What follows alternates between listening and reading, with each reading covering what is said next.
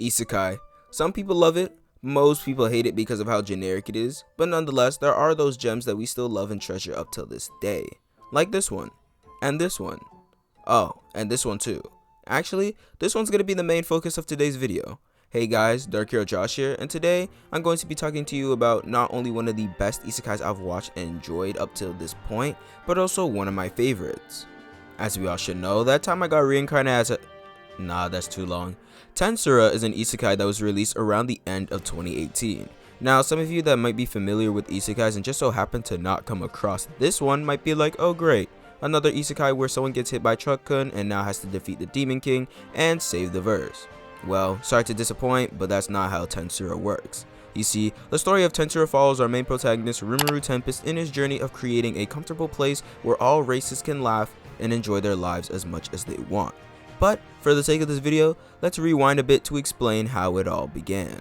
To give a quick little synopsis of the anime, a 37-year-old virgin by the name of Satoru Mikame is a corporate worker living in Tokyo with no girlfriend and pretty much is fed up with this boring old life he's been living. A few seconds later, after his friend is about to get stabbed by a hitman Truck-kun hired, Satoru then jumps in and saves him, with his dying words being, "家のパソコン、ハードディスクの中身、風呂に沈めて、完全に消去してくれ." While he's dying, in correlation to what he's saying in his head, he unlocks some new skills, and to pretty much sum it up short, just like the title suggests, he then gets reincarnated as a slime, one of the weaker beings in the whole verse, in this fantasy world.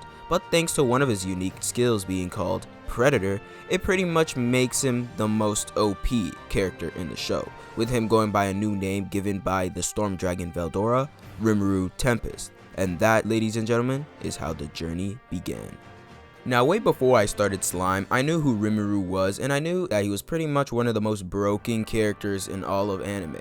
Now, usually characters like this don't really interest me, with me having the mentality that if he's that broken as everyone's making him out to be, then he would always just overwhelm and overpower all of his enemies throughout the whole series, not giving us much of a fight. But man, I was dead wrong. Sure, Rimuru is insanely strong, but he's smarter than your average slime. With the help of Great Sage, or I guess I should say Raphael now, Rimuru is fully aware of the consequences of the predicament he's put in, making him have to use his brain and think not only carefully and cautiously about himself, but also his people and all those who decide to follow under him instead of acting carelessly on emotion and whatnot. He's not the type of person to pick fights with other people or even nations at that just because he knows he'll win, but instead tries to befriend other nations and become allies with them. What I really love about this anime, and I think one of this anime's strong suits, has to be the world building. More specifically, the growth of the Jura Tempest Federation, aka the nation Rimuru has created.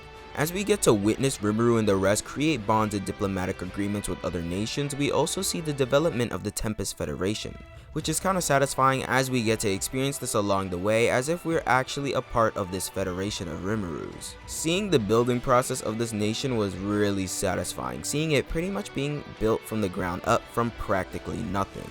Almost like watching a time-lapse video of someone building a town or something of the sort in Minecraft. Since Rimuru is from Japan, it leads to a lot of the clothes like kimonos, to even the agriculture of the nation itself to resemble that of Japan's, which isn't a bad thing in the slightest because I am fond of Japanese agriculture. Seeing all the bonds and relationships Rimuru and the rest establish only makes it better. As they say, today's enemy is tomorrow's friend. And that's exactly what ends up happening in the end, like in the Orc disaster arc. Speaking of bonds and relationships, yes, let's talk about the cast of characters this anime has to offer. The characters are mostly great and just fun to watch them interact with one another. I like the fact that Rimuru named all the orgs, evolving them into Kijins, because it gives us a new set of characters who don't just look different from one another, but have unique and distinct personalities from one another, giving us a new set of characters and more enjoyable characters like Shion or Benimaru, who can set the mood just right. As for bigger races like the goblins, dragonutes, or even the orcs, there are small groups between those that we're familiar with, like Gobata's group or Gabiru's group, that we can actually vibe with, like the Kijins, but only those small groups and those small groups only. But I did like the build up and introductions we got of the Demon Lords throughout Season 2, Part 2 of the anime, showing us what we could have in store for arcs to come. The fights that happen in Slime are amazing, not only well animated but well choreographed too, and with the sound effects to boot, makes the fights 10 times more enjoyable and more satisfying to watch. It kinda reminded me of watching Fire Force for the first time when I heard those sound effects used in Slime. Whether it be a magic battle or just a regular hand-to-hand combat fight, they always make it so clean, and for that I really commend Studio 8-Bit in them. Also, I found it hilarious that Veldora used not only Hadokens but also a Kamehameha.